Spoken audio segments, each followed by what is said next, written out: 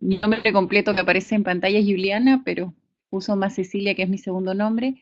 Les voy a presentar el tema de normatividad relacionada a recursos hídricos, territorio vinculado a siembra y cosecha de agua. El objetivo de esta sesión es identificar los vacíos en la normativa que puedan afectar el acceso seguro al agua de familias altoandinas mediante las prácticas de siembra y cosecha de agua. ¿Cómo podemos entender este marco normativo relacionado a la siembra y cosecha de agua? Pues básicamente se tratan de acciones humanas, recoger el agua para aprovechar su uso productivo. ¿Cómo podemos entender la siembra de agua en la cuenca? Pues son acciones humanas que procuran regular algún componente superficial o subterráneo del ciclo hidrológico para aprovecharlo en otro momento o lugar. En realidad, las prácticas de siembra y cosecha de agua lo que hacen es retardar el flujo del agua en la superficie y usualmente suelen percolar, ¿no? Hasta acuíferos subterráneos. ¿Dónde ocurren estos procesos de siembra o cosecha de agua? También ocurren en otros componentes de entornos naturales como el marino. Entonces, en un componente marítimo puede darse a través de los procesos de desalación, aunque estos son procesos naturales, no tienen intervención humana. Y también se pueden dar en componentes atmosféricos como atrapanieblas, neblineros, que sí son acciones humanas intencionadas. Igualmente puede ocurrir en el componente continental, superficial y subterráneo a través de micropresas, amunas. Estas justamente son en las que nos vamos a concentrar, ¿no? Y bueno, y de manera natural también se dan los bofedales. En las cuencas también del Pacífico y Titicaca, pues ocurren también procesos naturales a través de los espacios geográficos que por su fisiografía pues acumulan también en lagunas y en todas estas cabeceras y cuencas en sí el agua, ¿no? ¿Cómo se vincula la siembra y cosecha de agua con el ciclo natural? Pues como una acción humana que genera afectaciones en los procesos naturales, como un acto económico podría también generar afectaciones sociales, es decir, a los derechos, dependiendo entonces de qué componente hidrológico se trate, ¿no? En este caso, nos referimos a este componente continental.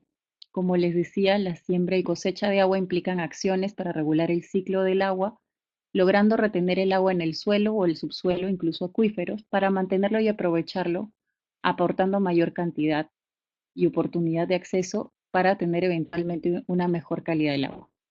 Entonces, en este retener es que el proceso se hace más lento y se puede aprovechar. Bueno, allí como contexto comentarles que en Perú poseemos el 2% del agua superficial. Sin embargo, la FAO, que es esta Organización Mundial de Alimentación, dice que podríamos perder este 40% del volumen en los próximos 40 años también por efecto del cambio climático. Y haciendo un recuento ya de los últimos 30 años, ya hemos perdido más o menos, en verdad, un poco más del 20% de nuestros recursos glaciares.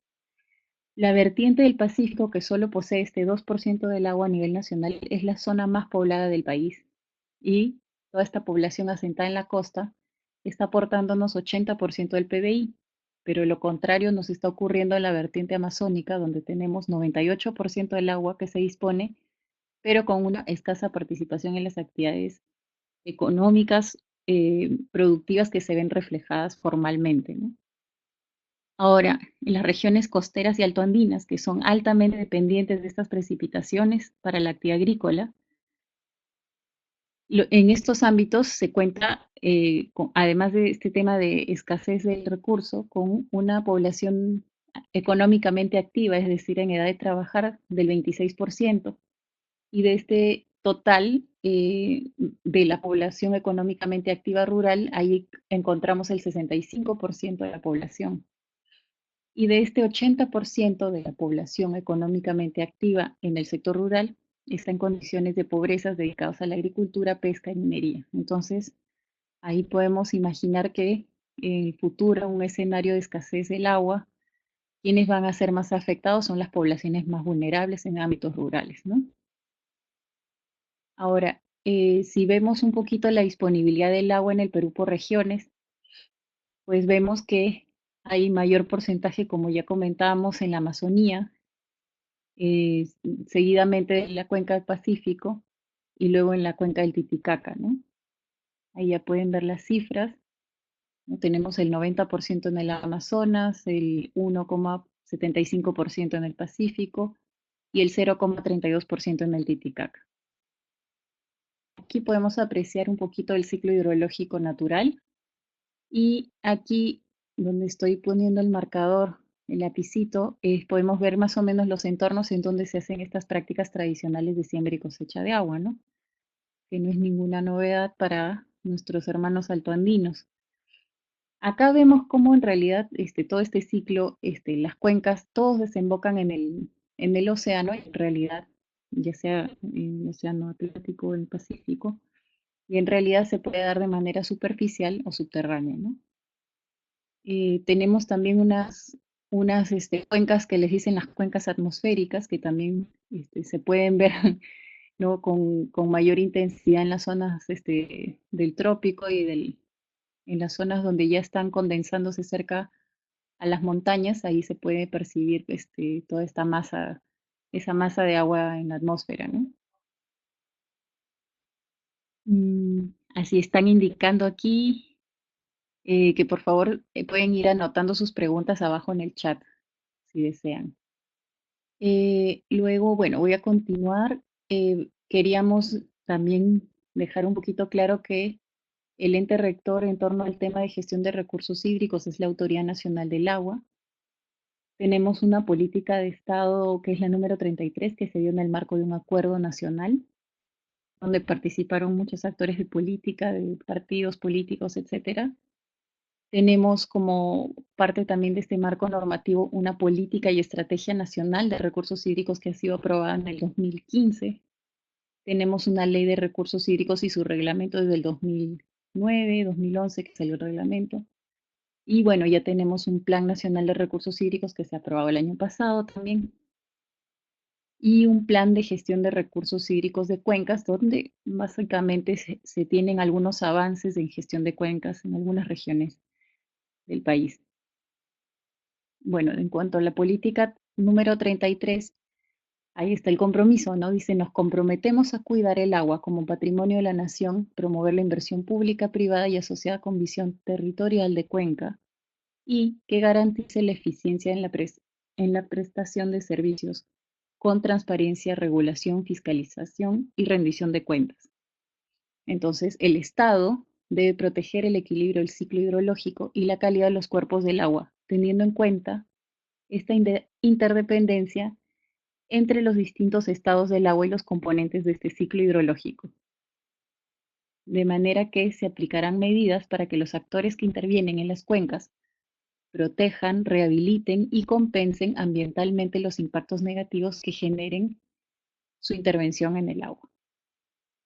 En cuanto a la Política Nacional de Recursos Hídricos, este es el instrumento nacional ya más operativo de cumplimiento obligatorio para todos los sectores que define objetivos de interés nacional, eh, el cual está reflejado en este compromiso de garantizar el uso sostenible del agua. Contiene principios, lineamientos, estrategias, instrumentos de carácter público que definen y orientan el accionar de las entidades del sector público y privado para garantizar la atención de la demanda de agua del país tanto en el corto, mediano como en el largo plazo. Entonces, la siembra y cosecha de agua debe contribuir con el tema de seguridad hídrica, que no solamente esta seguridad hídrica está relacionada a la disponibilidad en términos de cantidad, sino también de calidad. Y enmarcados en esta política nacional, está refiriéndose a que se debe gestionar, como dije, la cantidad, la calidad, la oportunidad, que todos tengan igualdad de oportunidades y también hay un tema de una priorización de usos, ¿no? Y también gestionar la cultura del agua, es decir, que hagamos un uso más eficiente del agua, ya que es un bien estratégico para el desarrollo, pero también para la supervivencia. Y como quinta política está bastante remarcado el tema de adaptación al cambio climático y eventos extremos, ¿no? Entonces, estos son los cinco ejes, ¿no? En cuanto a la ley de recursos hídricos, pues nos dice que el agua es el patrimonio de la nación, no hay propiedad privada sobre el agua ni los bienes asociados, y hay algunos principios que sostienen las medidas de siembra y cosecha de agua, y estos están referidos al principio número 6 de sostenibilidad, el principio 9 de eficiencia, y entre estos principios de sostenibilidad y eficiencia en la agricultura familiar que toma el agua en diversos usos como medio de vida, también podría considerarse el principio prioritario del acceso, ¿no? El respeto de los usos del agua de las comunidades campesinas y comunidades nativas. Aquí también hay otro marco normativo relacionado a temas de inclusión, relacionados a políticas interculturales, que ya vamos a ver en una siguiente sesión. Otros aspectos de la Ley de Recursos Hídricos que refuerzan el propósito de conservación están referidos en el artículo 10, por ejemplo, que dice que la finalidad del Sistema Nacional de Gestión de Recursos Hídricos es la conservación e incremento de los recursos hídricos, que la Autoridad Nacional del Agua, en el artículo 15, el ANA, ejerce jurisdicción para asegurar la conservación y preservación de fuentes y bienes asociados, y en el título quinto se habla de la protección en sí del agua. La Ley de Recursos Hídricos nos dice también que para usar el agua, salvo uso primario, se requiere contar con un derecho de uso otorgado por las agencias de la Autoridad Nacional del Agua, con participación de un Consejo Regional de Cuencas. Los gobiernos regionales deben promover y ejecutar proyectos y obras de manejo adecuado y conservación de los recursos hídricos. Bueno, los usos primarios, digamos que son los usos básicos, o sea, es decir, para responder a Felipe, digamos que hay un orden de prioridad. Inicialmente se otorgan los derechos de uso de agua principalmente para el consumo humano y para la agricultura, ¿no? Que son de subsistencia. Ajá, exactamente, Janet. Pueden ir dejando un poquito las preguntas, en algunos casos las voy a responder directamente cuando haya total correspondencia con lo que se está hablando para poder culminar con el tiempo, y luego vamos a tener un espacio también para las preguntas específicas. Y bueno, y luego están los otros usos que no son primarios, que son ya los usos industriales, etcétera, ¿no? Bueno, estas licencias de uso de agua son un derecho mediante el cual el ANA, con opinión del Consejo de Cuenca respectivo, otorga a su titular la facultad de usar este recurso como un fin en un lugar determinado, en los términos y condiciones previstos en los dispositivos legales vigentes. Se han estado adecuando recientemente algunas normativas. Y bueno, le da una resolución administrativa que le otorga, ¿no? Este derecho por un periodo de tiempo. Las facultades que se otorgan son para usar, registrar una dotación anual de agua expresada en metros cúbicos extraída de una fuente, pudiendo ejercer acciones legales para su defensa, y también ejercen servidumbres previstas en esta ley de acuerdo a las actividades y tipo de uso del agua que realiza el titular. Mm,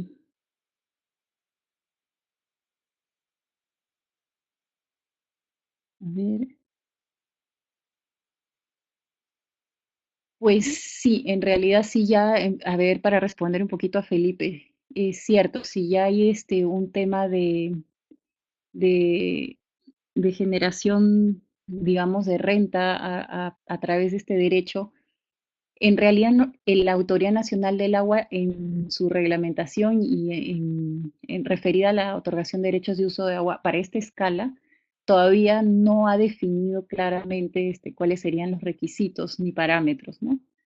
Yo entendería que si, o sea, digamos, cuando es un uso, o sea, mi interpretación ahorita, que en realidad también es un poco libre todavía la interpretación mientras perdure este vacío, es que uno tendría que, si bien haces un manejo del espacio para hacer la siembra del agua y la cosecha a través del espacio donde se va a almacenar el agua, una vez que ya el agua está precipitando en este espacio es cuando tú tienes que calcular el volumen según el periodo de lluvias y ahí haces tu declaración a la Autoridad Nacional del Agua. ¿No? Ahí es donde correspondería hacer la declaración de que vas a tener este volumen máximo y que va a ser uso para agricultura, para autoconsumo, etcétera, ¿no?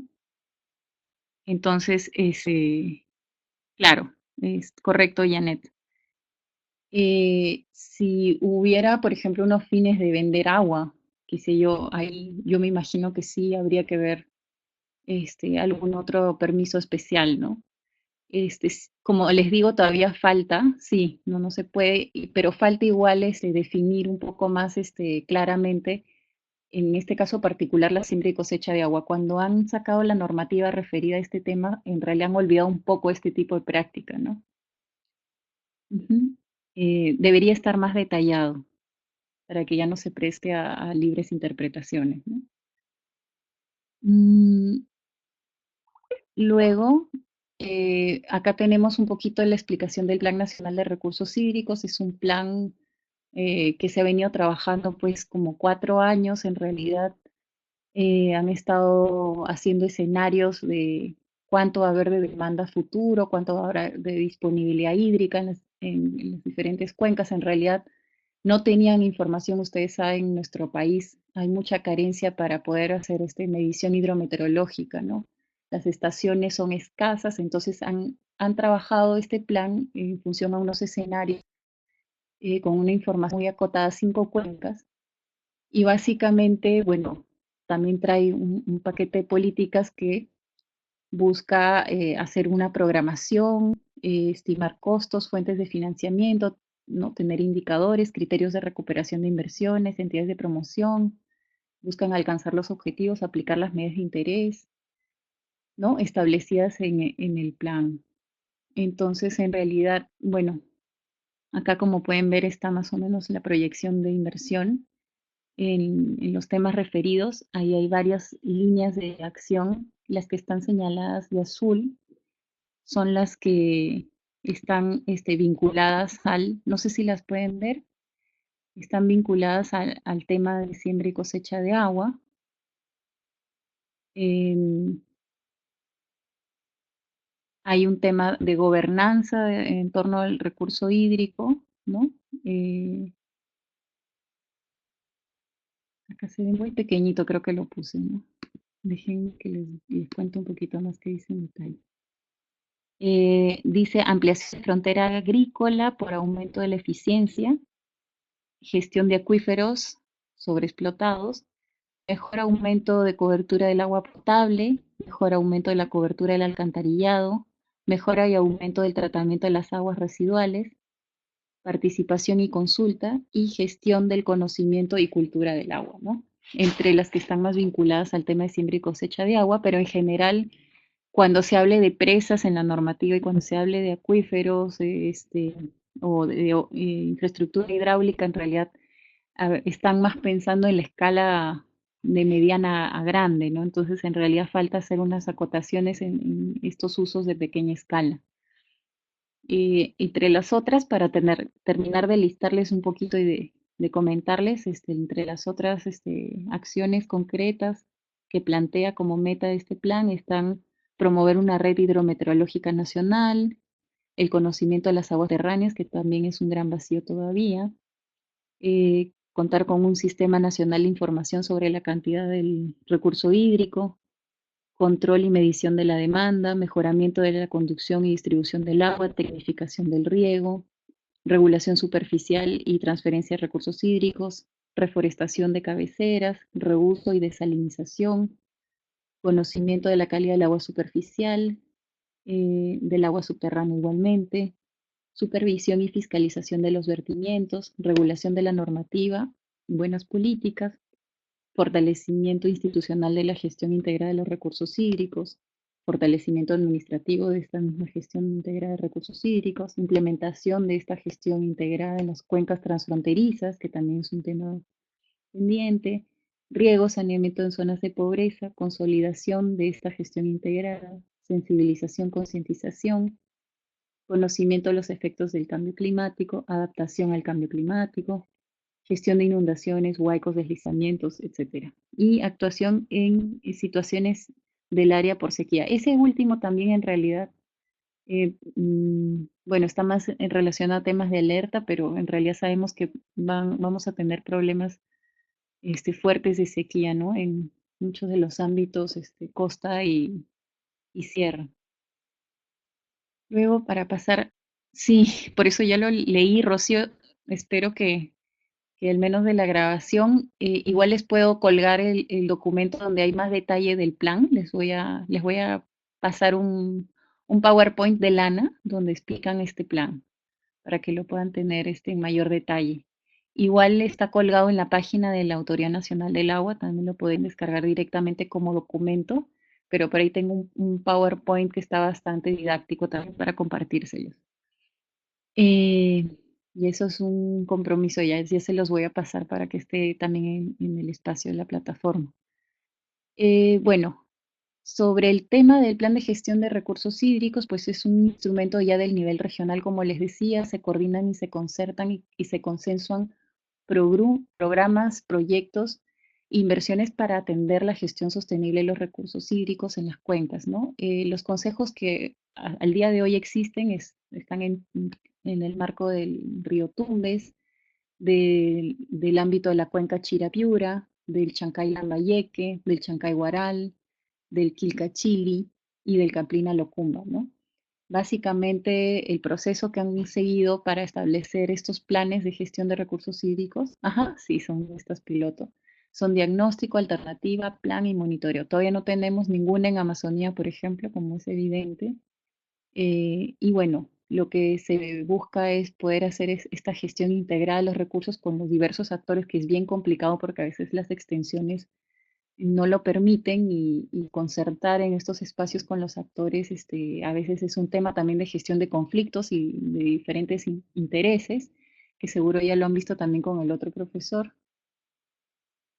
O bueno, lo van a ver, entiendo, también en un tema de gestión de conflictos.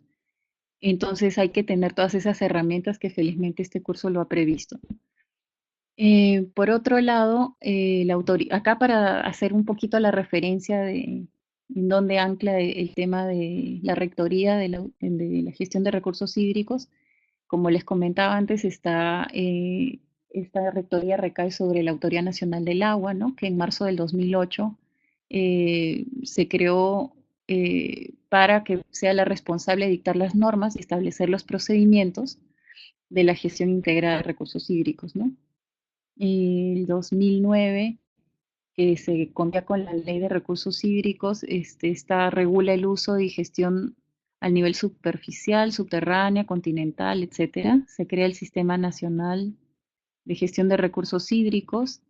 Ahí, perdón, se establece que el excelente rector y la máxima autoridad.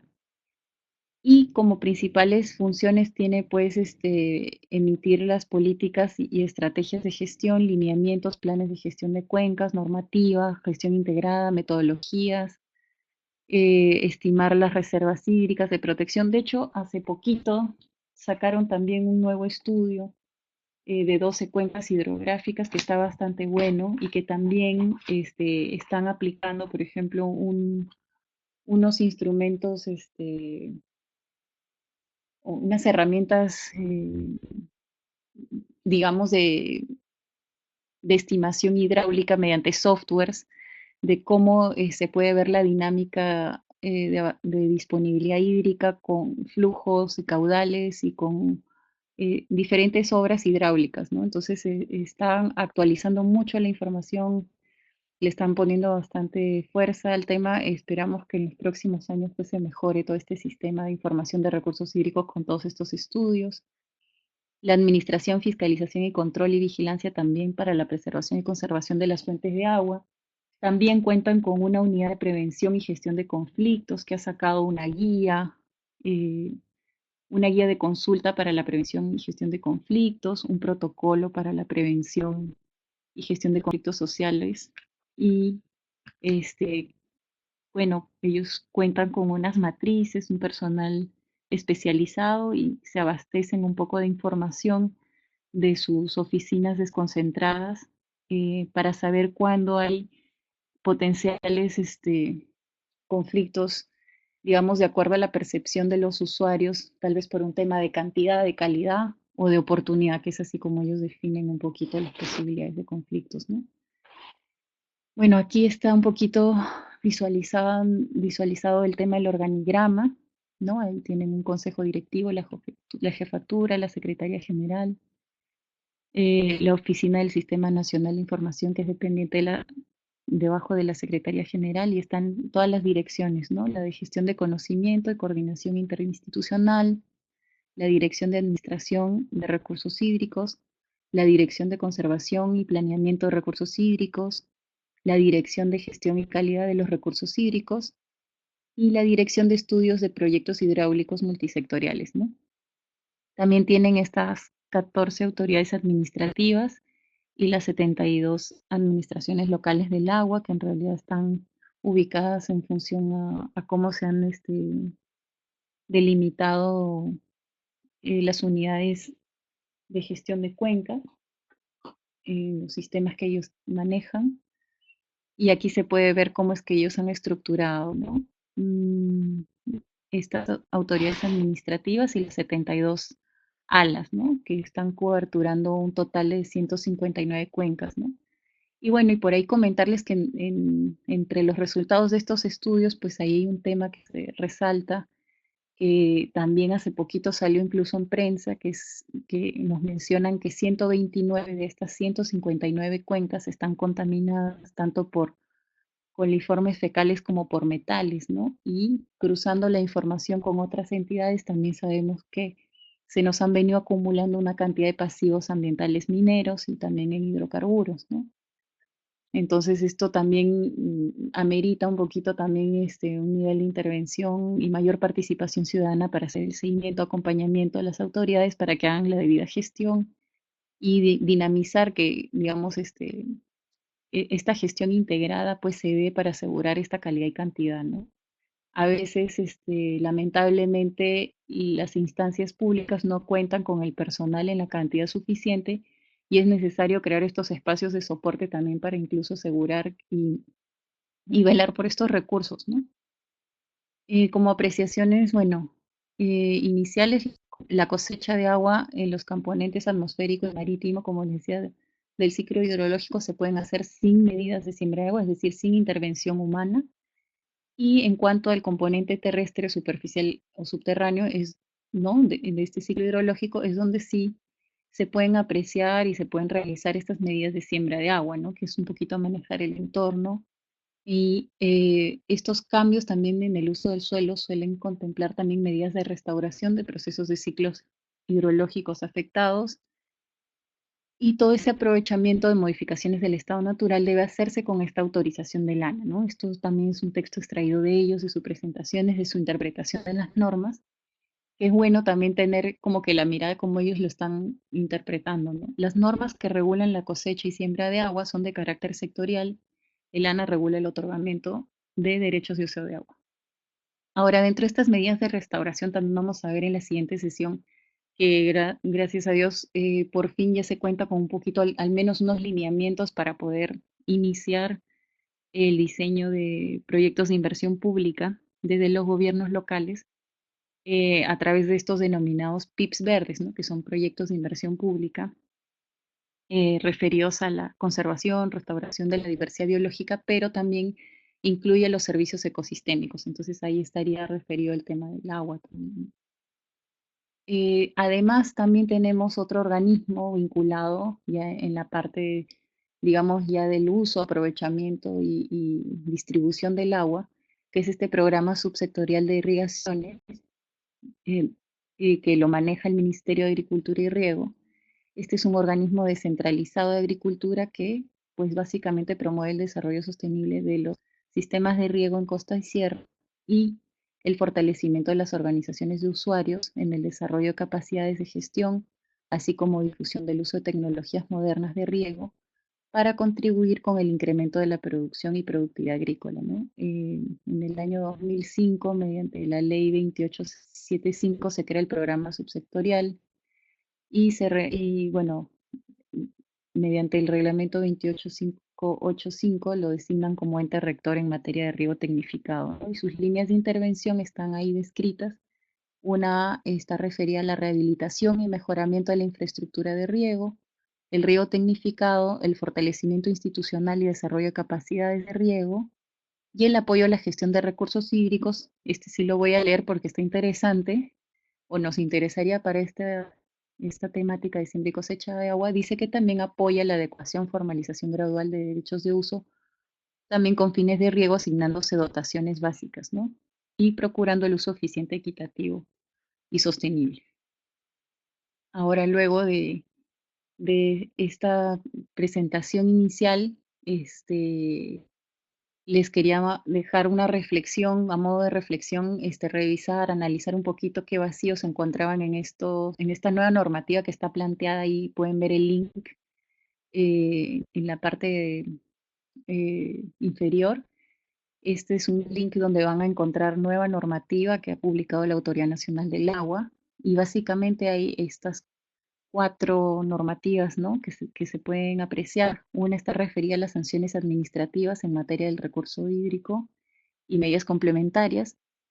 Otra está referida a la elaboración de un plan de descargas y embalses y presas públicas y privadas, un reglamento de reservas de recursos hídricos, y bueno, la otra tiene que ver con términos de referencia comunes al contenido hídrico para la elaboración de términos de referencia, para la elaboración de estudios de impacto ambiental detallado. En realidad, los estudios de impacto ambiental detallado son para obras de gran escala, ¿no? No son para pequeñas iniciativas. En realidad no es que ahí figure una posibilidad de un tema de siembra y cosecha de agua, pero sí las actividades y la población, digamos, que hemos estado describiendo, que está en estos entornos y a veces manejando estas prácticas bastante sostenibles y de adaptación al cambio climático, a veces están en estos entornos de industrias extractivas que pues sí consideran, digamos, implicancias de impactos ambientales, y por ende se les exige esta normativa, ¿no?, de estudios de impacto ambiental. Entonces, en realidad ahí la pregunta en torno a la 4 es cómo se tendría que aplicar en en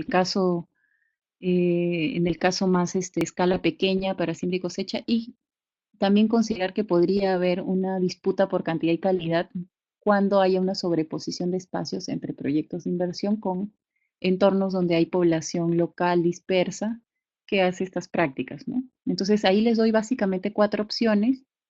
En cuanto al número 2, el plan para descargas de embalses y presas públicas, van a poder ver que hay mucho vacío porque no se explicita, por ejemplo, estos pequeñitos embalses, sino que se habla de grandes.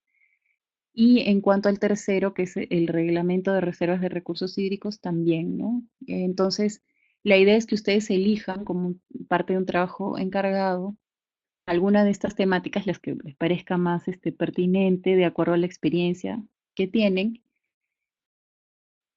y nos imaginemos que ustedes están como en una postura, en una posición como si ustedes fueran una autoridad local. Y la pregunta sería, en un eventual caso que ustedes mismos lo pueden plantear, desarrolle qué propuestas podría usted plantear como autoridad nacional en pro de la siembra y cosecha de agua, ¿no? Considerando estos vacíos, tal vez no necesariamente limitaciones, porque a veces también cuando hay vacíos en realidad también da pie, pero sí contemplar en todo caso dónde podrían haber conflictos, ¿no? O qué se plantearía desde el nivel local, no solo como acciones, digamos, operativas o de desarrollar un proyecto, sino también en acciones en las que podrían incluso normar algo desde el nivel local, ¿no? Ahora voy a pasar rapidito con segunda sesión. En realidad aquí nos vamos a dar una desde lo global a lo local, rapidito. La idea es reflexionar sobre mecanismos legales necesarios para sustentar estas iniciativas, de modo que se pueda promover este afianzamiento hídrico, ¿no? Con estas prácticas de siembra y cosecha de agua, y considerar un enfoque agroproductivo en un escenario de cambio climático, ¿no? Entonces, primero vamos a abordar el tema. Sí, sí, sí, sí. Sí, hagamos entonces espero las preguntas por el chat si desean. No sé si les quedó claro el ejercicio.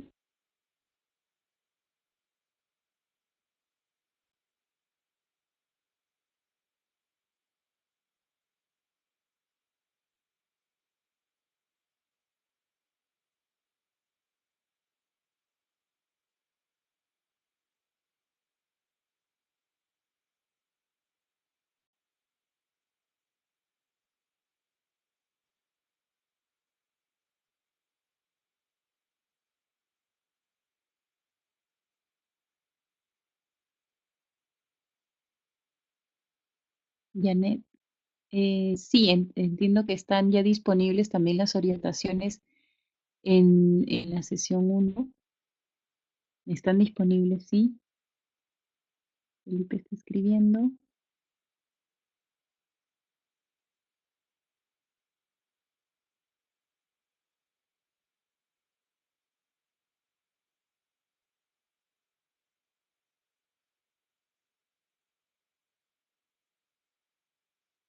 Claro, en realidad es un tema también de, digamos, de proceso de institucionalización en el marco de esta temática muy nuevo, ¿no? Entonces, en realidad recién se están consolidando las oficinas, mucha gente además no conoce el marco normativo, entonces en realidad son prácticas que se vienen haciendo y estos vacíos tal vez más bien han sido una oportunidad, estos vacíos normativos han sido una oportunidad porque quizás también si uno mira solamente la normativa, digamos, de un modo limitante, podría haber frustrado también las iniciativas, ¿no? Bueno que malo, tal vez hubiéramos perdido estas prácticas ancestrales, de haberse normado antes, ¿no? Porque en realidad hacer toda esta gestión y es un poco como poner en praxis la normativa, ¿no?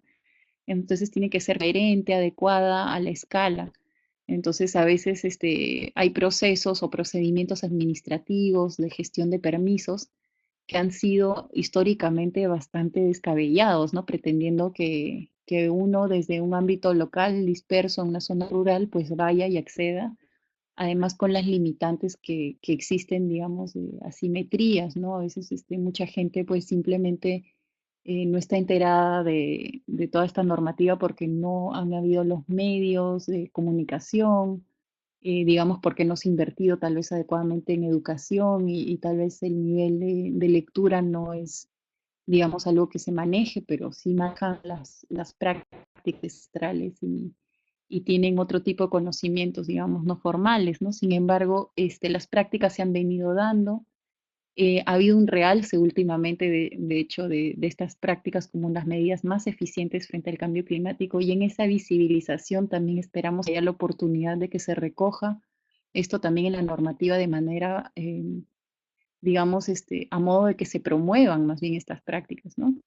Porque vamos a tener muchos problemas de escasez de recursos hídricos, la población, digamos, rural es altamente vulnerable, como ya vimos, muchos están en situación de pobreza, y por otro lado, también tenemos otra normativa referida que por fin, desde el año pasado vigente, promueve el tema de la agricultura familiar, ¿no? En la última política agraria, ¿no? Entonces, ya por fin se está recogiendo esta agenda pendiente porque antes también el sector agricultura solamente estaba promoviendo el tema de cultivos de agroexportación y no, y había desatendido mucho la asistencia técnica y la mirada de, digamos, de los pequeños productores rurales que en realidad nos abastecen del 70% de los alimentos que tenemos para seguridad alimentaria nacional, ¿no? A ver, Janet pregunta, primero, Felipe, en la práctica se cumple, ya, esto ya respondí, Felipe. Rocío, ¿cómo podría armar el sistema de participación ciudadana y actores? ¿Cuáles serían los soportes institucionales? A ver, en participación ciudadana y actores podría iniciar desde un tema de junta de usuarios, desde lo más pequeño y realista para esta escala. Pienso que tendría que ser a través de una especie de junta de usuarios, tal vez. Si se hace un proyecto de inversión referido al tema de siembra y cosecha de agua de la mano de la municipalidad, donde puede haber una inversión compartida, que es algunas de las prácticas que he visto que se han encaminado. Digamos que por ahí hay otro espacio de participación y hay una institucionalidad local más cercana, ¿no? Que también puede promover la actividad. Em, y en una escala mayor, o sea, si hubiera, digamos, una zona bastante poblada y donde se hace una práctica, pues, común, digamos, y atomizada de siembra y cosecha de agua, sí calzaría tal vez un enfoque también de un consejo de cuenca o de microcuenca mínimamente, ¿no? Entonces, estas escalas, por ejemplo, tampoco están detalladas en el marco legal todavía, ¿no? Entonces, en realidad la junta de usuarios tal vez sería lo más cercano, ¿no? Sí, sí, César, en el caso de que un grupo de agricultores familiares construyan un reservorio, tendrían que reportar eh, más o menos el volumen estimado que van a cosechar y darlo de conocimiento y pedir un permiso. Entiendo que el trámite no sería tan complicado como el que requeriría un proyecto de infraestructura hidráulica mayor, un reservorio, una presa mayor, un proyecto distinto de otra escala, ¿no?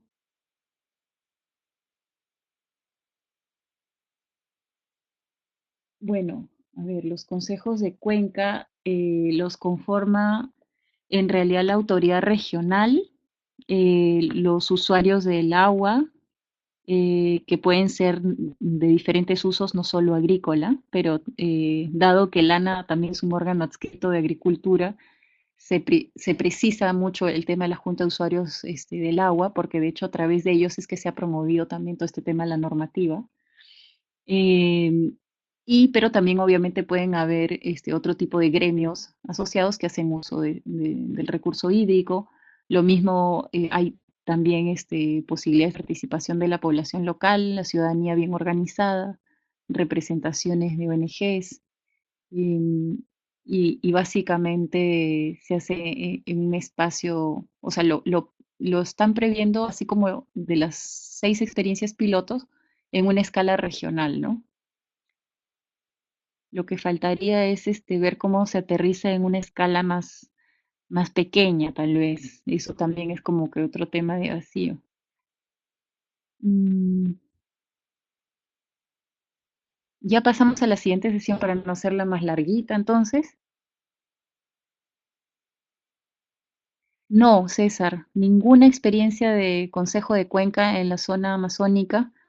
De hecho, yo estuve viviendo en Madre de Dios y estuve intentando ver que se conforme un consejo de cuenca en la zona, porque en realidad van a tener muchos problemas, ya los tienen por el tema de contaminación con la minería ilegal y también se viene mucho el tema de aprovechamiento de hidrocarburos y de gas.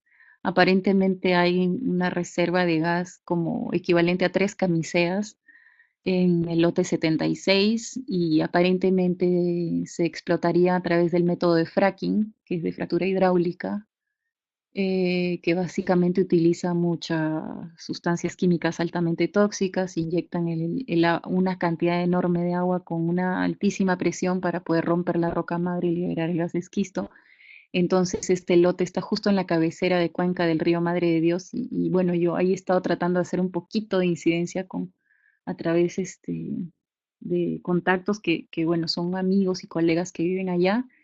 Espero que se pueda, espero escuchar noticias de que esa sea la cuenca que arranque. Igual las de Loreto es un tema grave que ustedes ya deben haber escuchado sí, en prensa nacional, el tema de las cuencas de Loreto que también han tenido derrames sucesivos desde el año 94, 2000, 2010 y recién les están viendo un tema de un fondo de remediación. Entonces también hay que estar pilas con eso porque también es asegurar no solo la cantidad, sino la calidad del agua, ¿no? Pensemos que esto también forma parte del concepto de seguridad alimentaria, ¿no? La seguridad alimentaria entre varias cosas de abastecimiento, capacidad de acceso a los alimentos y esto también habla de inocuidad, ¿no? Y la inocuidad pues es justamente cómo nos cuidamos y aseguramos de que nos estamos comiendo alimentos sanos, libres de metales también pesados, no solo de coliformes, que es lo que usualmente las empresas prestadoras de servicios en ámbitos urbanos o, o zonas que ya se empiezan a urbanizar, empiezan a existir, pero en medios de vida naturales el agua segura también de las fuentes naturales es súper importante, ¿no? Entonces, esta gestión de cuencas con esta visión mayor permitiría asegurar también eso, ¿no? Entonces no nos podemos quedar tampoco en la gestión localizada a un nivel muy micro, sino que también tenemos que pensar en tener una participación multiescala. De nada, mucho gusto. Bueno, entonces continuamos, ¿sí? Acá, bueno, el contexto de cambio climático para Perú, somos uno de los países, primero, antes de arrancar con cambio climático, nuestro contexto de biodiversidad, somos uno de las zonas con mayor diversidad biológica del planeta, tenemos 84 zonas de vida, 71% de los glaciares, 27 de los 32 climas del mundo.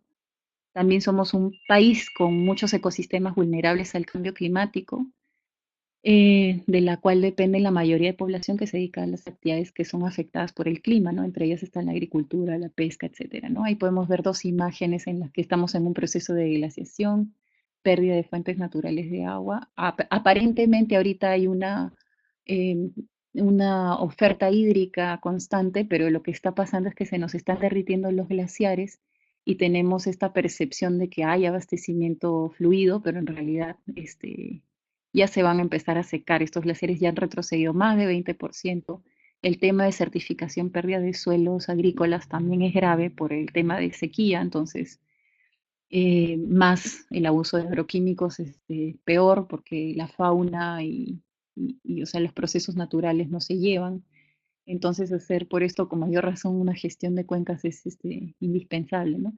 Aquí está un poquito lo que antes ya comentamos, que es la participación de la población económicamente activa eh, a nivel nacional y cuánto es la rural, ¿no? Y acá se puede ver la participación del sector agrícola, que es el 25% del 2002, y este es el grupo más vulnerable al cambio climático, ¿no? 2012, disculpen. Bueno, la definición de cambio climático es en realidad, ya se entiende como una atribución también directa e indirectamente a la actividad humana, si bien siempre hemos tenido un cambio climático, digamos, a lo largo de la historia este, de la humanidad, digamos, hemos tenido cambios climáticos en general, estos ya se puede ver, digamos, distorsionados por la actividad humana, ¿no? Entonces hay una aceleración de estos procesos, cada vez se pueden ver con mayor frecuencia los acontecimientos hidrometeorológicos, por ejemplo, como el fenómeno del Niño, ¿no? Antes lo teníamos cada 50 años, ahora se ven con mayor frecuencia, ¿no? Aquí está un mapita, bueno, que nos habla también del Perú, la vulnerabilidad, ¿no? Del país. Según esta Convención Marco de Naciones Unidas, tenemos 9 de las características que nos hacen un país particularmente vulnerable y estas 9 razones son que tenemos zonas costeras bajas, que son susceptibles a inundaciones, zonas áreas semiáridas que son susceptibles de procesos de certificación, zonas expuestas a inundaciones, sequías y también de certificación, ecosistemas montañosos frágiles, zonas propensas de desastres, zonas con alta contaminación atmosférica y en el ámbito urbano, y economías dependientes en gran medida de los ingresos generados por producción y uso de combustibles fósiles, ¿no? Que ahí también nosotros debiéramos poder hacer ya una transición a un cambio de fuentes energéticas, porque esto es lo que está justamente deteriorando nuestra calidad del agua y del aire, ¿no? Y de los suelos también. Y eso también merma en nuestros potenciales, digamos, ejes productivos en aras a una diversificación productiva, ¿no?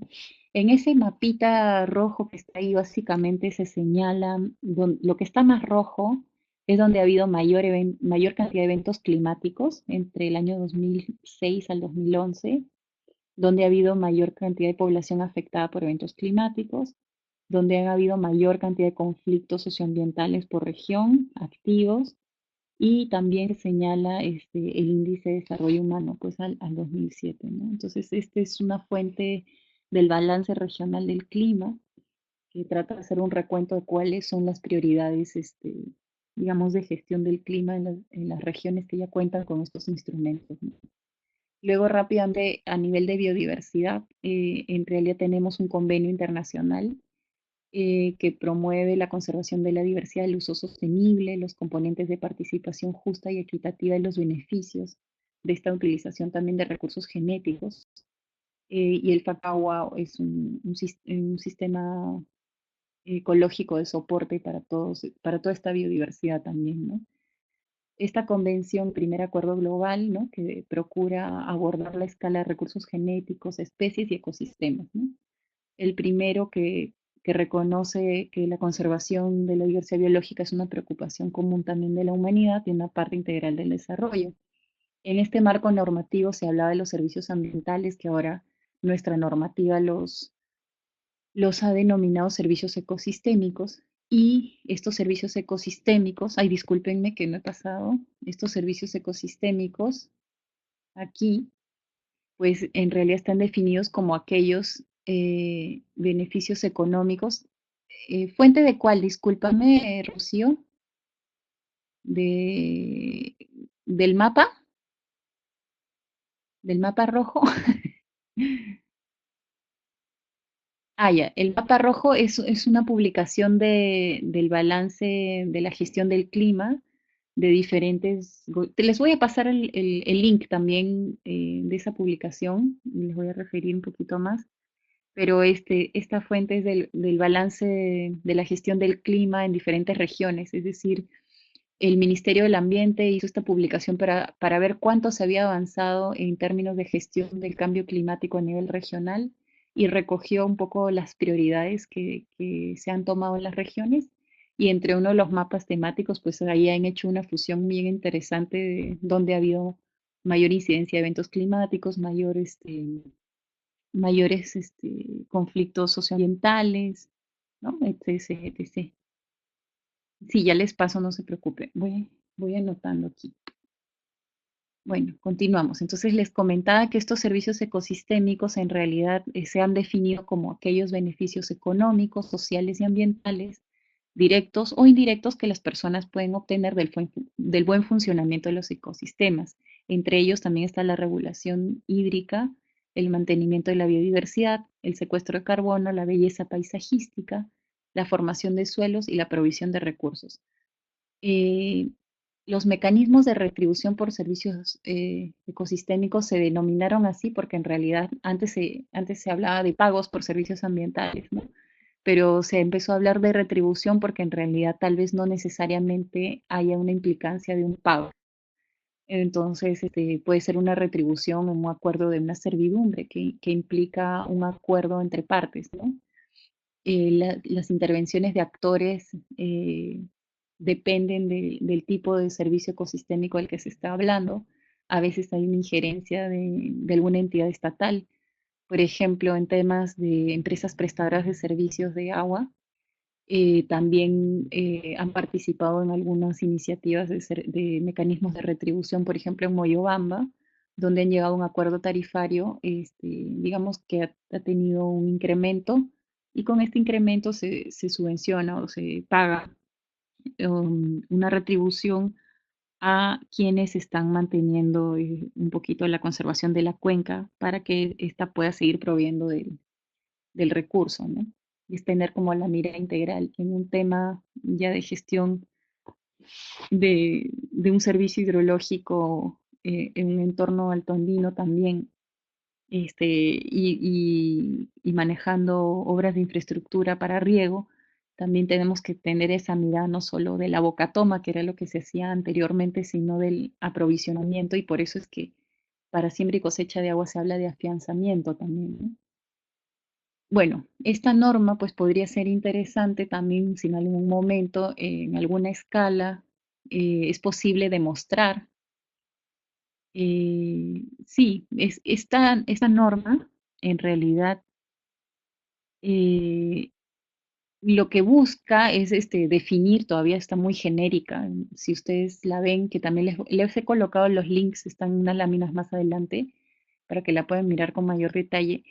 En realidad hace una conceptualización muy genérica y sí abre la posibilidad a que se generen estos espacios de retribución de acuerdos entre partes, que como les dije puede haber una intervención variada de actores públicos, privados, comunidad, empresa privada, etcétera, ¿no?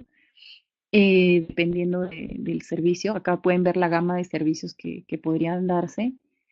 Pero para un tema de siembra y cosecha de agua, todavía se está evaluando si hay una posibilidad de que esto sea, ¿no? En realidad lo que tienes que hacer también al momento de una retribución es demostrar de que se está dando ese servicio de aprovisionamiento, ¿no? Porque se da una retribución al reconocimiento de que hay una actividad que permite esa provisión, una actividad humana. Entonces tienes que demostrar que la actividad humana que tú has hecho ha propiciado ese aprovisionamiento. Entonces, si hablamos en términos de una cuenca o de la recarga de un acuífero, estimar esa cantidad a veces es difícil porque no sabes, o sea, lo que tú acumulaste en el pequeño reservorio en realidad es más para uso directo, ¿no? Y lo que puede haber infiltrado, que es lo que tal vez podría encajar en una retribución a otros actores digamos, en una cuenca baja tal vez, es más difícil de demostrar porque ahí estimar la cantidad es más difícil, ¿no? Hay una experiencia del programa de adaptación al cambio climático en Cusco y Apurímac donde han tratado primero para demostrar de que estos son efectivos para, o sea, de que estos métodos de siembra y cosecha de agua son efectivos para recarga de acuíferos. Ellos han intentado para demostrar, contar con evidencia del Instituto Peruano de Energía Nuclear y, por ejemplo, han colocado trazadores que son radioactivos pero estabilizados para ver de que si esta agua que ellos están sembrando en estas cochas, si llegan digamos, a encontrarse en fuentes abajo y subterráneas, ¿no? Entonces, de esa manera, con estos trazadores especiales, ellos podían demostrar pues que sí era de ese, estimar la cantidad es un poco más difícil porque habría que conocer bien cómo funciona, digamos, toda la parte geológica, las estructuras geológicas, y a veces no se cuenta con esa información, ¿no? Y sobre todo, la investigación es muy, muy cara, ¿no? Entonces habría que ver cuáles serían los mecanismos prácticos para llegar a acuerdos entre partes y decir pues que igual es una buena práctica y que está permitiendo en general una recarga del acuífero que no necesariamente se va a cuantificar, pero que sí permite un aseguramiento, de hecho, y también buscar un poco eh, referencias también del pasado, de que son prácticas que se han venido dando hace tantos años y haciendo como esta gestión integrada de recursos hídricos con diferentes métodos también es digamos, más factible de que se logre asegurar el recurso hídrico para fines no solo de autoabastecimiento, sino para fines productivos, ¿no? Ahora, bueno, esta parte la voy a pasar rapidito, pero hay un vínculo estrecho en este tema de diversidad biológica y cambio climático que ya les comenté, ¿no? Aquí un cuadro también de cómo, este es de una fuente de ecosistemas del milenio un poco antiguo, pero todavía vigente en validez, es cómo estos servicios de los ecosistemas sirven de apoyo a los componentes de bienestar y qué nivel de interrelacionamiento tienen, ¿no? Entre sí, si hay, digamos, un factor socioeconómico vinculado y la intensidad en la que se conecta este servicio y con el componente bienestar, ¿no? Entonces ahí pueden ver que los servicios de apoyo de los ecosistemas, de los servicios de los ecosistemas apoyan con este ciclo de nutrientes, con la formación del suelo, con la producción primaria, con el aprovisionamiento, aumento de agua dulce, madera, etcétera, ¿no? Combustible. En términos de regulación, pues regulan el clima, microclimas, las crecidas, ¿no? Ay, discúlpame, Edgar, recién te leo. ¿Tendrían que estar de acuerdo los actores involucrados? Sí, sí, siempre tiene que haber un acuerdo para poder desencadenar este tema de retribución, un acuerdo entre partes. Digamos, en un recuento normativo, la primera iniciativa que surgió era de servidumbres ecológicas, ¿no? pero ahora ya con este marco legal que se aprobó el 2014, digamos, ya establece como que un pauteo de un proveedor y un retribuyente, ¿no?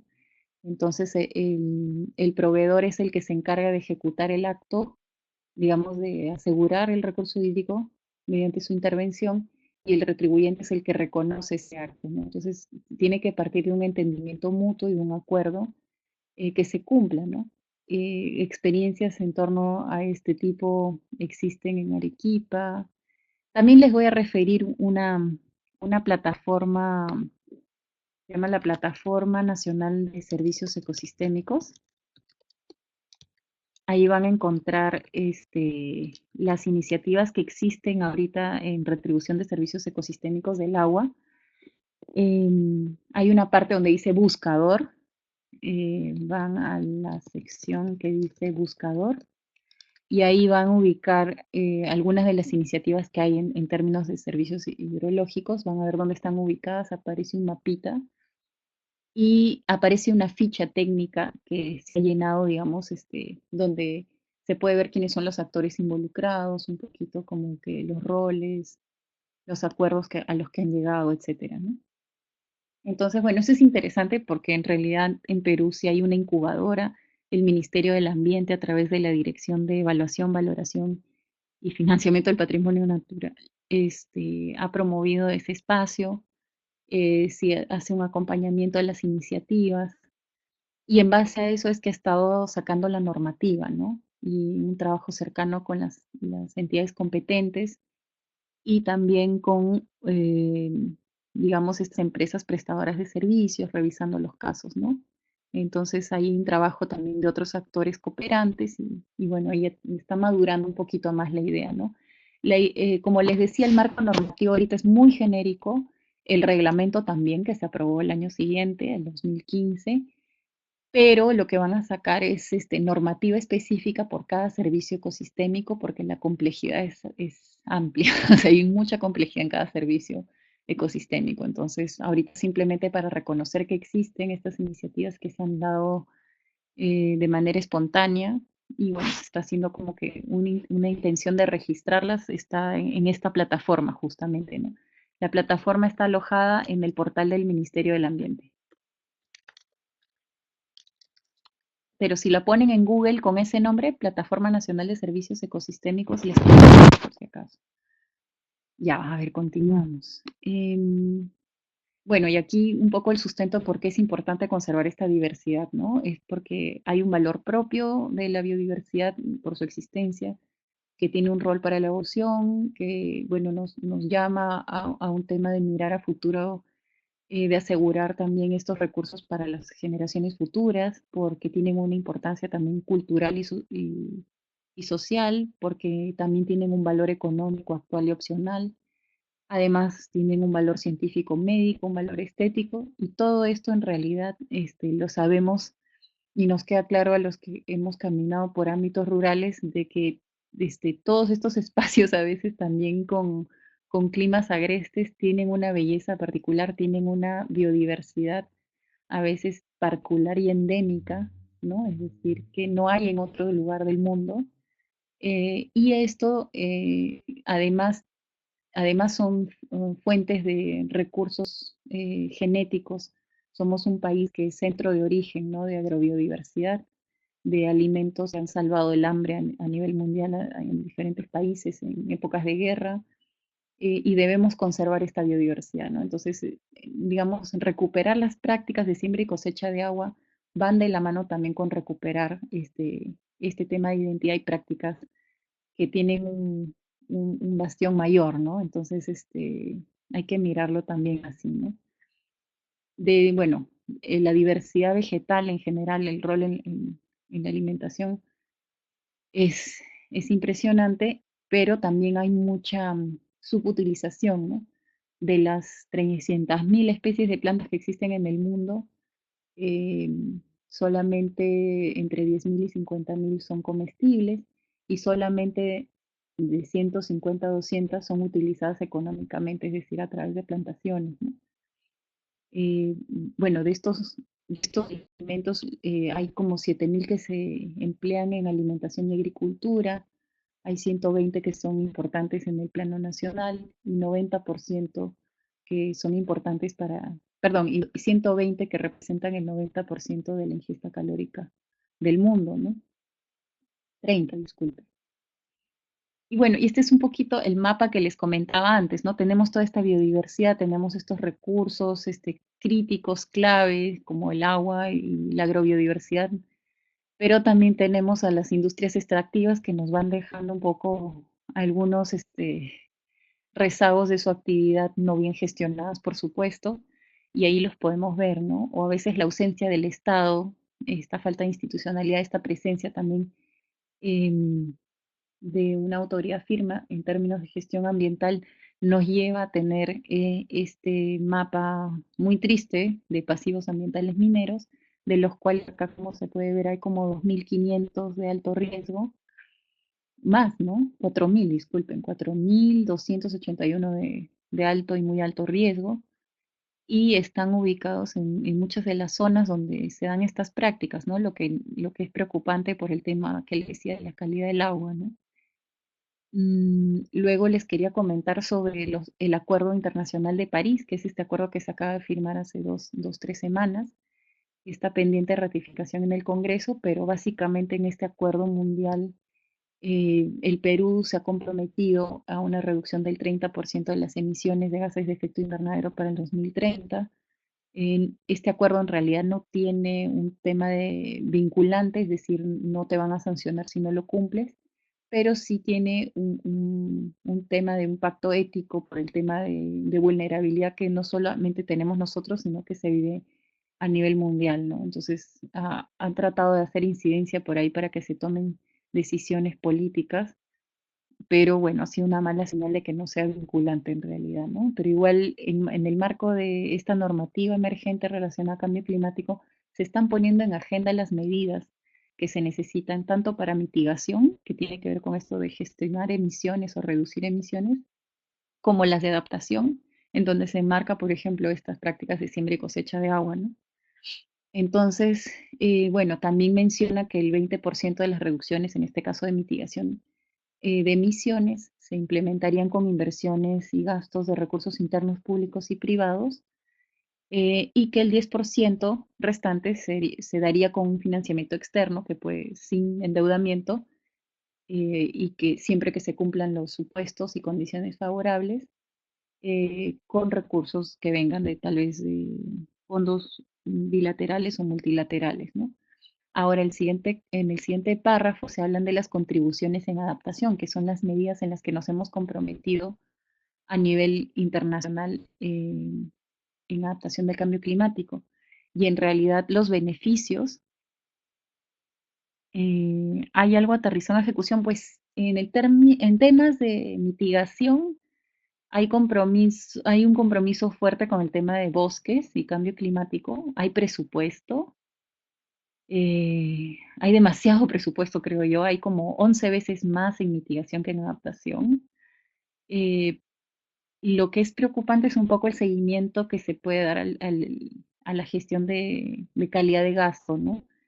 Lo otro que yo veo como un reto es que si bien existe un programa, por ejemplo, de bosques y cambio climático, el Programa Nacional de Conservación de Bosques, que tiene una meta de conservar 54 millones de hectáreas de bosque, porque en realidad el aporte mayoritario que hacemos en emisiones desde nuestro país es en cambio de uso de la tierra, cambio de uso del suelo, sobre todo el cambio de bosque a no bosque, es decir, de bosque a tierras agrícolas, por roza, tumba y quema.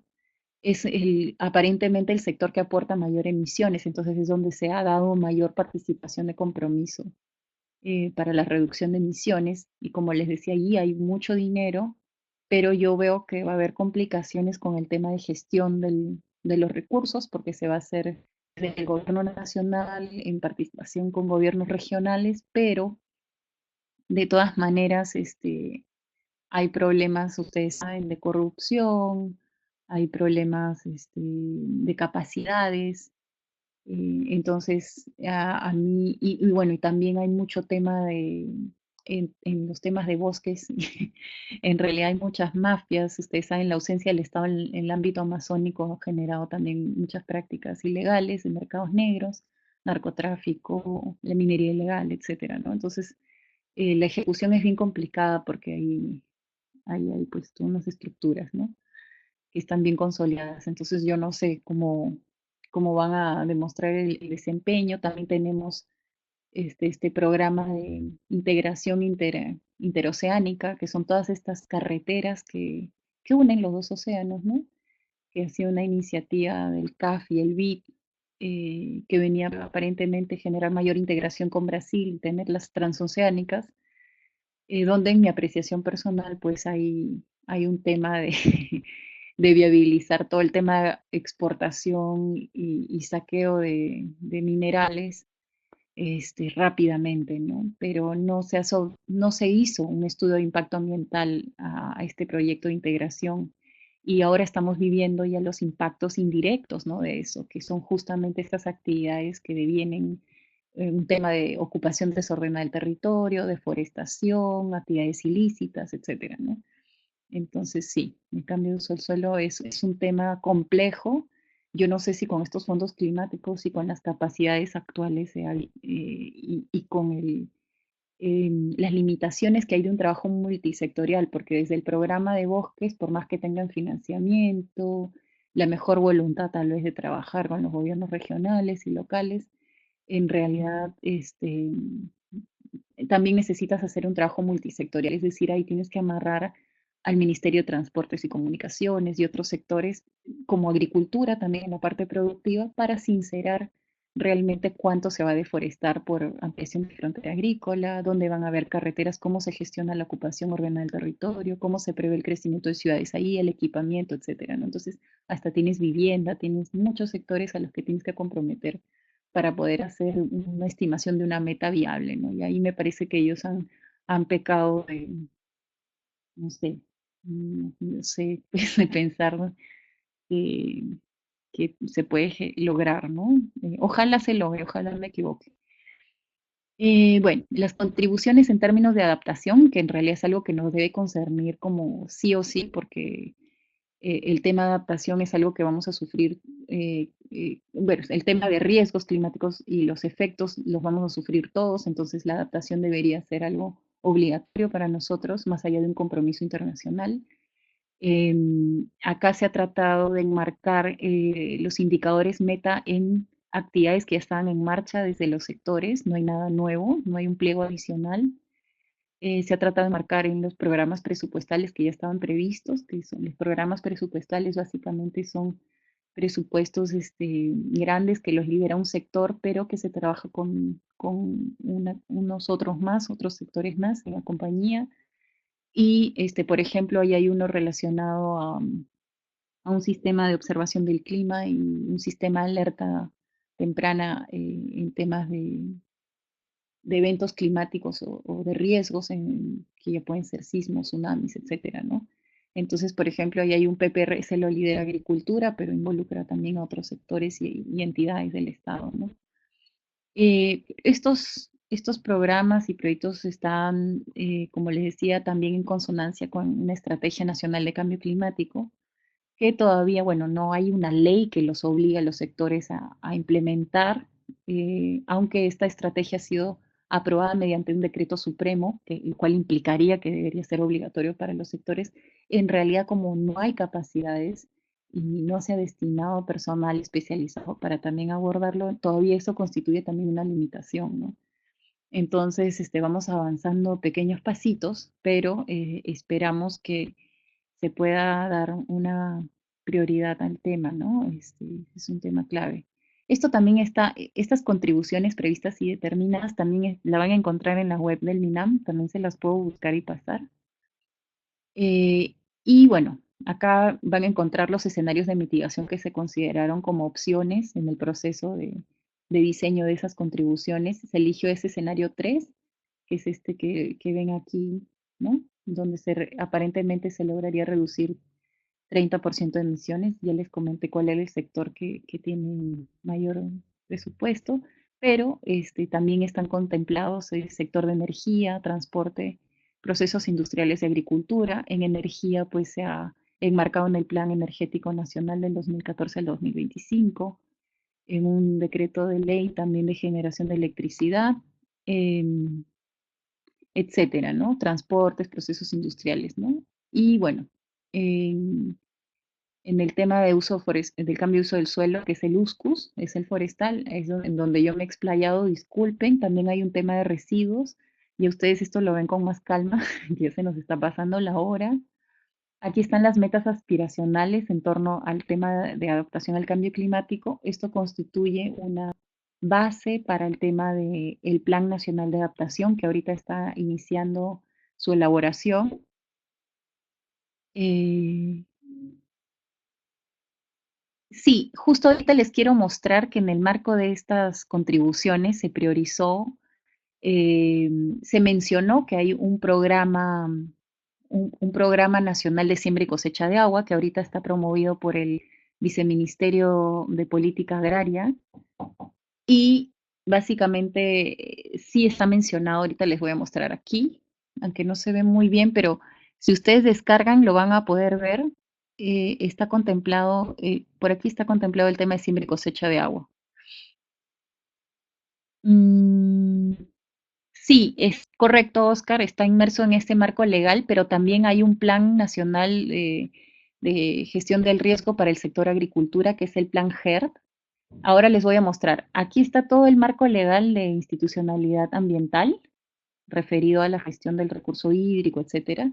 Les he colocado la política ambiental, la Ley General de Recursos Hídricos, el ROF, el Reglamento de Operación y Funciones del MINAM, para que vean un poco las competencias que tienen. Les he colocado también los ejes estratégicos de gestión ambiental, donde se procura poner una prioridad también del tema de la gestión del sector extractivo con la debida gestión ambiental.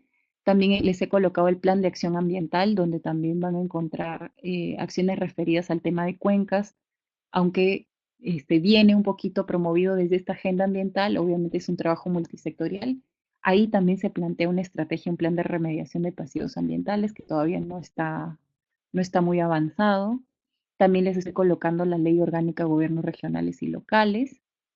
Eh, sí, gestión, sí, sí, Oscar, el plan GRAC intenta abordar ambos, pero el problema es que este plan se elaboró justo antes de que salga el Censo Nacional Agropecuario, entonces los indicadores meta en realidad yo los ajustaría, ¿no? Pero sí se integra ambos enfoques. Ahí sí lograron convocar a diferentes entidades de apoyo, cooperantes y especialistas para desarrollar ese plan. En términos generales, en líneas estratégicas no está mal, pero sí falta contar con un poco más de información. Ay, qué bueno, Paca. Sí, sería buenísimo porque ahí también hay un tema de gestión del conocimiento, que es la base principal para también desarrollar ese programa. eh, y, digamos, ver qué ejes se van a priorizar, ¿no? Pero obviamente el de capacitaciones es fuerte, así que sí, sí va muy interesante que lo puedan tener acá en el programa también. Acá hay otros instrumentos de gestión ambiental, acá están los links de la Estrategia Nacional de Cambio Climático, acá está el plan de gestión de riesgo y adaptación al cambio climático.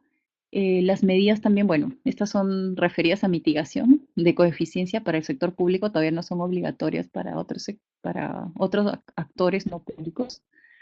Bueno, por algo se empieza. También tenemos acá el Programa Nacional de Conservación de Bosques, la Estrategia de Bosques y Cambio Climático que ya se aprobó recién. Aquí está el link de las contribuciones, ¿sí? Ahí la pueden leer con mayor detalle y tal vez porque aquí no se ve muy clarito, también está pequeño.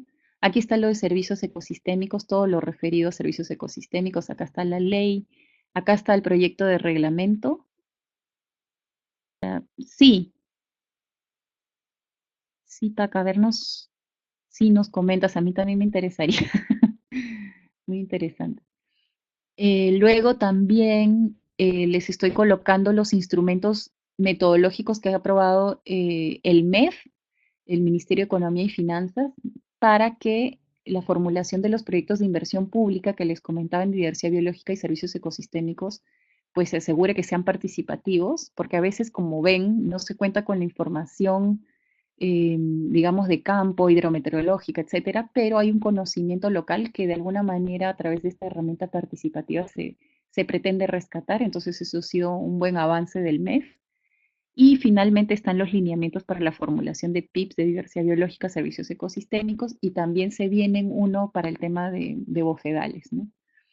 Acá hay un tema también del marco legal de humedales. Tenemos un convenio internacional que es el Ramsar, que identifica sitios de interés, básicamente son lagunas y humedales del nivel nacional. Entiendo que han quedado como 7, había un mapeo mayor, pero ya han priorizado. También está la Estrategia Nacional de Diversidad Biológica, em, que bueno, ya tiene unos indicadores meta actualizados al 2014. También hay estrategias regionales de diversidad biológica, así que también es interesante ver qué información, qué metas tienen. Y bueno, una estrategia nacional de humedales que también ha salido el 2014. Ahí tuvieron unos altibajos en el términos de consulta. Ahora el tema de consulta y participación es súper importante para estas iniciativas, ¿no? Acá está algo de referencia al marco legal forestal, ¿no? La política, la ley, el reglamento.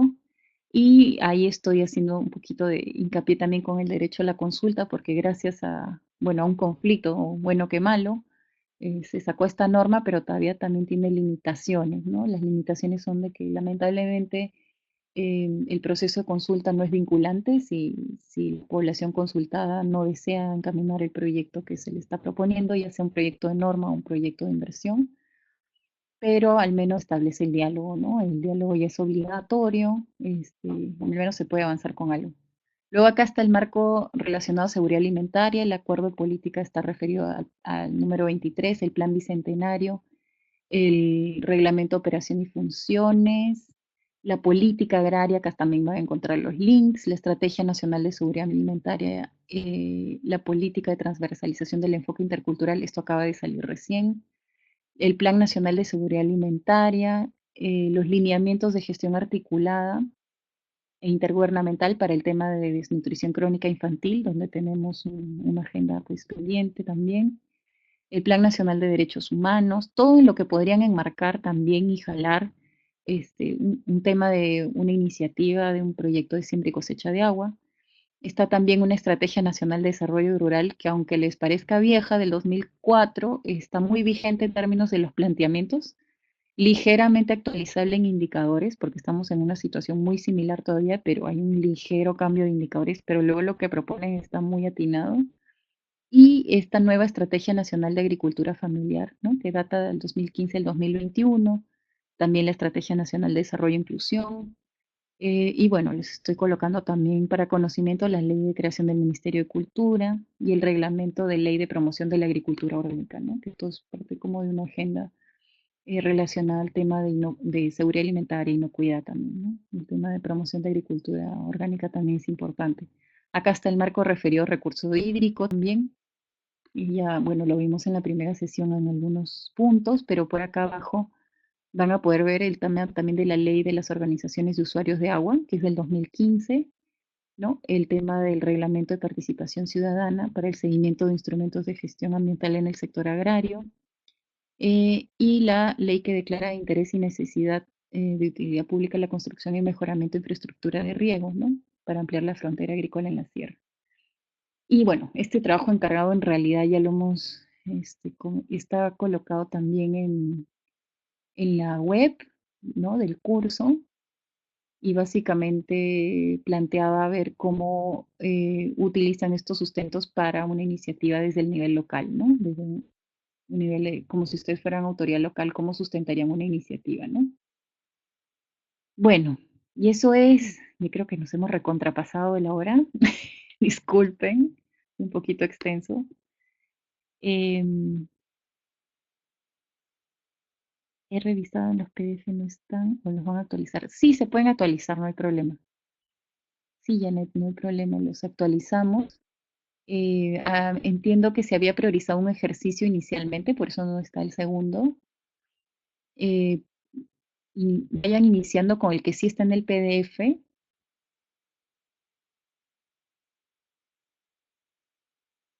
y completamos esto que está faltando y lo que les he ofrecido de revisión bibliográfica complementaria, ¿no? Ujú, gracias, Janina. Sí, yo estoy al tanto de los links. Acá hay varios links que ya están viendo también que están relacionados a lo que les comentaba antes que les iba a alcanzar. Mm, bueno, no sé si tienen otras consultas.